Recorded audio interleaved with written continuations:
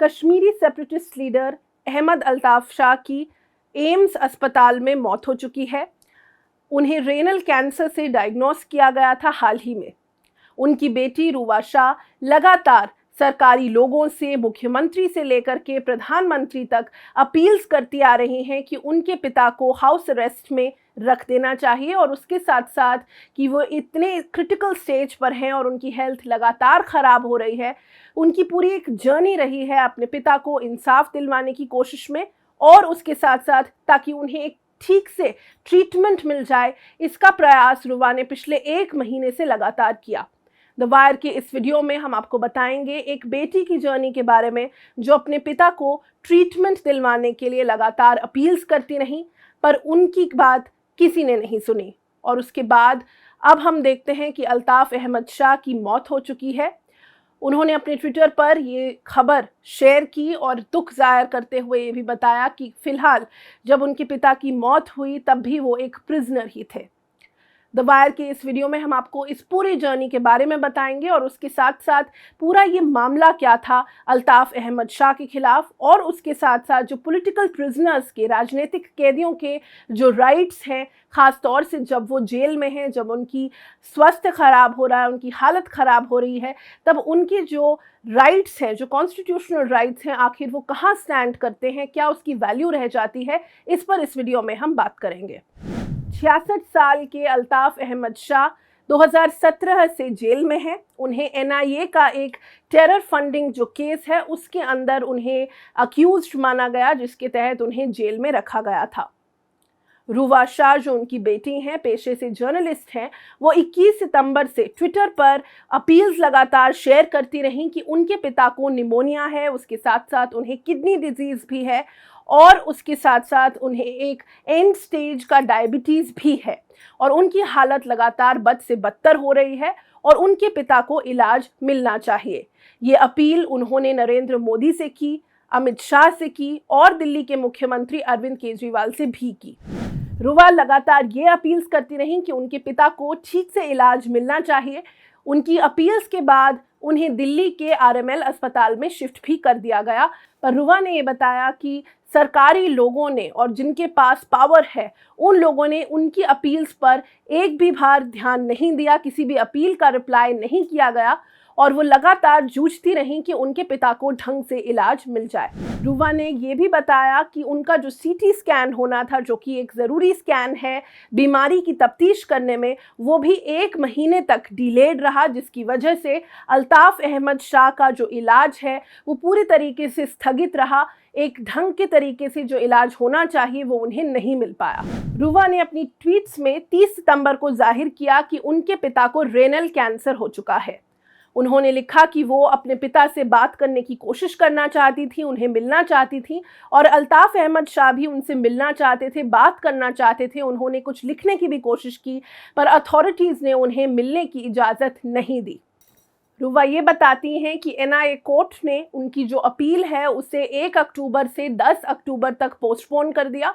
रुवा का ये भी कहना है कि जेल अथॉरिटीज़ ने पूर्ण तरीके से जो असलियत में अल्ताफ अहमद शाह की हेल्थ कंडीशंस थी उनको जाहिर नहीं किया, उन्हें सही समय पर व्यक्त नहीं किया, जिसकी वजह से अल्ताफ अहमद शाह को इलाज नहीं मिल पाया। 3 अक्टूबर को इस केस के मेरिट्स को ना देखते हुए दिल्ली हाई कोर्ट ने ये घोषित किया कि अल्ताफ अहमद शाह को एम्स में शिफ्ट किया जाए और उन्हें अच्छे से इलाज मिलना चाहिए। केस के मेरिट्स को दरकिनार रखते हुए उन्होंने ये कहा कि किसी भी कैदी का ये अधिकार है, कॉन्स्टिट्यूशनल राइट है कि उसको सही ट्रीटमेंट मिल पाए, सही इलाज मिल पाए और उनका राइट टू लाइफ जो है उसको अपहोल्ड करने की ज़रूरत है। आपको बता दें कि अल्ताफ अहमद शाह तहरीक-ए-हुर्रियत के एक फाउंडर थे। 2004 में ये सेपरेटिस्ट जो ऑर्गेनाइजेशन है इसे जम्मू और कश्मीर में फाउंड किया गया। इसके साथ मिलकर जुड़कर लोग सेपरेटिज्म का जो मूवमेंट है जम्मू कश्मीर में उसको आगे बढ़ाने का प्रयास कर रहे थे। ये बात जान लेना ज़रूरी है कि अल्ताफ अहमद शाह तहरीक-ए-हुर्रियत के फाउंडर रहे हैं। 2004 में इस संगठन को फॉर्मली अनाउंस किया गया। सेपरेटिस्ट मूवमेंट में उनका नाम बड़े स्तर पर जम्मू और कश्मीर में जाना जाता है, माना जाता है और बड़े स्तर पर सेपरेटिज्म में बिलीव करने वाले जो लीडर्स हैं वो इस पूरे मूवमेंट के साथ जुड़े थे। अल्ताफ अहमद शाह गिलानी के भी क्लोज एसोसिएट रह चुके हैं। उसके साथ साथ जो हुर्रियत की एसोसिएशंस हैं उन्होंने लगातार डिमांड की है कि अल्ताफ़ अहमद शाह को समय से रिलीज़ कर दिया जाए उनकी बेल पर, और उन्हें हाउस अरेस्ट में रखने की भी डिमांड्स लंबे समय से उठ रही थी। बहुत से एक्टिविस्ट और लॉयर्स का ये भी कहना है कि जो कॉन्स्टिट्यूशनल राइट है, जो फंडामेंटल राइट है एक पॉलिटिकल प्रिजनर का, वो उसे मिलना चाहिए। जो फंडामेंटल मूल आधार हैं एक व्यक्ति के, उसकी प्रोविज़न गारंटीड होनी चाहिए। जो फंडामेंटल राइट्स हैं उसे अपहोल्ड क्यों नहीं किया गया, ये बड़े सवाल हैं जो लगातार पॉलिटिकल प्रिजनर्स के साथ जुड़े हुए हैं और बड़े स्तर पर सामने आ रहे हैं। फादर स्टैन स्वामी, जो कि एल्गार परिषद मामले में अक्यूज्ड घोषित किए गए थे, वो भी जेल में थे और उनकी भी मौत हो गई जब वो कस्टडी में ही थे। और उन्होंने डिमांड्स रखी थी कि किस तरह से उन्हें सिपर नहीं दिया जा रहा है, उन्हें चश्मा नहीं दिया जा रहा है। तो जो पॉलिटिकल प्रिजनर्स हैं उनके राइट्स के ऊपर बहुत बड़े सवाल फिलहाल उठाए जा रहे हैं। एक और पॉलिटिकल प्रिजनर गौतम नवलाखा, जो भी इसी मामले से संबंधित जेल में अक्यूज्ड हैं, उनका परिवार भी लगातार अपील्स कर रहा है कि उन्हें हाउस अरेस्ट में रखा जाए। तो बड़ा सवाल यही है कि राजनीतिक जो कैदी हैं, क्या उनके कोई अधिकार नहीं है। हमने बात की एडवोकेट पंचोली जी से, जिन्होंने हमें समझाया अल्ताफ़ अहमद शाह के केस के बारे में, और ये भी बताया कि किस तरह की अपील्स की गई थी, किस तरह का टाइमलाइन रहा है इस केस का। अल्ताफ़ अहमद शाह का सबसे बड़ा कसूर जो मैं मानता हूँ, जो सरकार की नज़र में था, वो था कि ये अली शाह जिलानी, जो कश्मीर के एक बहुत बड़े लीडर थे, डिसेंटिंग वॉइस थी, और वो हमेशा से ही एक स्ट्रगल में थे, प्लेबेसाइट के स्ट्रगल में, कि कश्मीरियों को अपने हकूक़ मिलने चाहिए। ये उनका हमेशा से ट्रेंड रहा। और हम जब भी कई बार हम कश्मीर गए और हमसे मिले भी, और उनका साफ एक मत था कि लोगों की जो राय है वो सरकार को जाननी चाहिए और माननी चाहिए, और राय जानने का कोई तरीका नहीं है। तो उनके खिलाफ जो भी सरकार ने उनको कई बार कैद किया, कई बार उन पर चार्जेस लगाए, कई बार वो जेल गए, सालों साल जेलों के अंदर वो रहे, 2-2, 3-3 साल एक टर्म में, तो कई साल वो जेल में रहे। तो उनके जो भी साथी थे, उनके परिवार के जो साथी थे, उनके में उन पर भी बहुत सारे जुल्म सरकार ने किए। और जब से ये सरकार आई है जो इस समय है, तो उन्होंने तो एक कैलकुलेटेड कैंपेन, कैलकुलेटेड जो है एक तरीके से चार्जेस लगाना, लोगों को पकड़ना, और जो क्योंकि सिर्फ इसलिए कि उनकी पॉलिटिकल व्यूज जो हैं उससे सरकार नहीं एग्रीमेंट करती। तो ये एक उनका मैं समझता हूँ कि वो सरकार समझती थी कि जो भी रिश्तेदार हैं उनके, और उसमें वो उनके साथ थे, वो उनके दामाद थे, इसलिए वो उनके जो कैंपेन में उसमें शिरकत भी करते थे, अहमद शाह, अल्ताफ़ साहब। तो जब से, और फिर उन पर यूएपीए का चार्ज लगा दिया। तो ये यूएपीए जो कानून है वो इस तरह का सा बनाया गया है कि सरकार जिसका भी मुंह बंद करना चाहती है, जो जिसकी आवाज़ बंद करना चाहती है, जिन लोगों की, उन पर लगा देती है। और वो सिर्फ वो चाहे कश्मीरी हो, चाहे इंडियन इधर हो, इस तरफ के नॉन मुस्लिम हो, जो भी आवाज़ उठाते हैं उन पर सरकार, यूएपीए का जो हम देखते हैं वो बहुत चलन हो गया है, सबसे ज़्यादा चलन हो गया है यूएपीए लगाने का। और इन पर टेरर फंडिंग का भी इल्ज़ाम लगाया। तो इस तरह के इल्ज़ाम जो लगाते हैं, तो उसका ट्रायल जल्दी से क्यों नहीं होता? 10-10 साल, 15-15 साल बीत जाते हैं, उसका ट्रायल जल्दी से होना चाहिए। और फिर ये तो हम मानते हैं कि till a person is proved guilty he is innocent. तो अब वो 5 साल उनको जेल में हो गए और केस आगे कुछ बढ़ा नहीं, और उनकी बेल एप्लीकेशन चलती रही, वो रिजेक्ट होती रही, क्योंकि यूएपीए कानून के अंदर बेल मिलना बहुत ही मुश्किल होता है। और टेरर फंडिंग का जहाँ तक सवाल है, उसको सरकार को साबित करना चाहिए ना जल्दी से।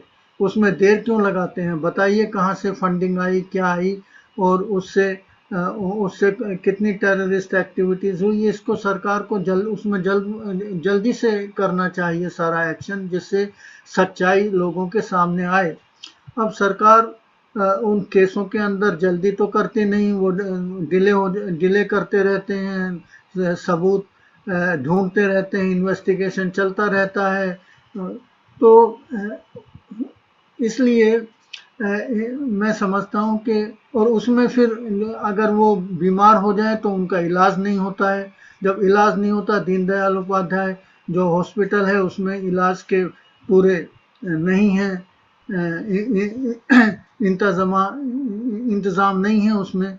और वहाँ से फिर जब वहाँ संभलता नहीं है तो वो रेफ़र कर देते राम मनोहर लोहिया को। 24 सितंबर को इनको रेफ़र किया था, राम मनोहर लोहिया को, और उनकी फैमिली वहाँ तब से आई हुई थी और वो रिक्वेस्ट कर रहे थे कि हमको कम से कम उनको देखने दीजिए, मिलने दीजिए।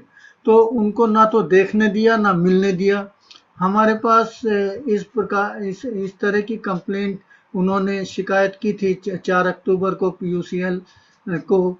तो हमने उसी टाइम DGP को लिखा, प्रिजन को, और ये पुलिस कमिश्नर को लिखा कि भाई ये तो कम से कम एक राइट है, ह्यूमन राइट है किसी भी अक्यूज के रिलेटिव का, कि वो उसको कम से कम मिलने तो दिया जाए। और आप मिलने भी नहीं देते हैं, और उनको मतलब देखने के लिए भी उनको नहीं इजाज़त थी कि उसको जा करके देख भी लें। वो हमने लिखा।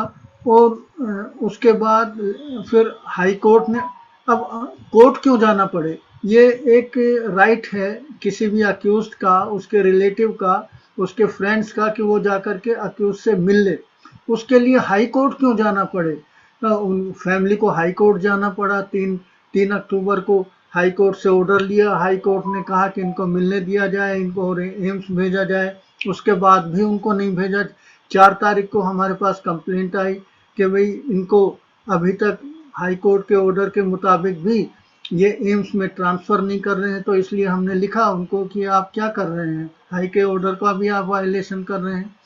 तो फिर 5 तारीख को शाम को जब उन्होंने दोबारा हाई कोर्ट में जाने की कोशिश की, तब उनको रात को 5 अक्टूबर को एम्स के अंदर भेजा गया। तब तक उनकी हालत बहुत ख़राब हो चुकी थी और कोई बचने की उम्मीद नहीं थी। तो इस प्रकार से जो पॉलिटिकल प्रिजनर्स हैं, उनके साथ इस तरह का बर्ताव सरकार का ये शोभा नहीं देता। ये हमारे सिस्टम के खिलाफ है, हमारा जो क्रिमिनल जस्टिस सिस्टम है उसके वायलेशन में है। और मैं तो समझता हूँ कि सरकार को इन बातों पर ध्यान देना चाहिए। जब तक कोई प्रिजनर है और जब तक उसका आरोप सिद्ध नहीं हो जाता, वो गिल्टी प्रूव नहीं हो जाता, तब तक उसको उसी प्रकार के उस ट्रीटमेंट मिलना चाहिए जो उसका हक है। उसको मेडिकल ट्रीटमेंट अच्छा मिलना चाहिए, उसको और सहूलियतें मिलनी चाहिए जो एक आम आदमी को मिलती हैं। सिर्फ जेल में ही तो है, बाकी उसके राइट्स ख़त्म नहीं हो जाते। जेल के अंदर जाने से किसी प्रिजनर्स के जो अपने ह्यूमन राइट्स हैं, जो फंडामेंटल राइट्स हैं, वो ख़त्म नहीं हो जाते, लेकिन सरकार उन पर भी ध्यान नहीं देती। तो मैं समझता हूँ कि अल्ताफ़ अहमद शाह के साथ बहुत ज़्यादती हुई है, उनकी फैमिली के साथ बहुत ज़्यादती हुई है। उनका ट्रीटमेंट जो कराना चाहिए था वो ढंग से नहीं हुआ, उसमें देर हो गई, और उसकी वजह से उनको मैं समझता हूँ कि उन दुनिया से जाना पड़ा। द वायर के और वीडियोस देखने के लिए सब्सक्राइब करें और बेल आइकन पर क्लिक करें। स्वतंत्र पत्रकारिता की आर्थिक मदद करने के लिए डिस्क्रिप्शन में दिए गए लिंक पर जाएं और अपनी राशि चुनें।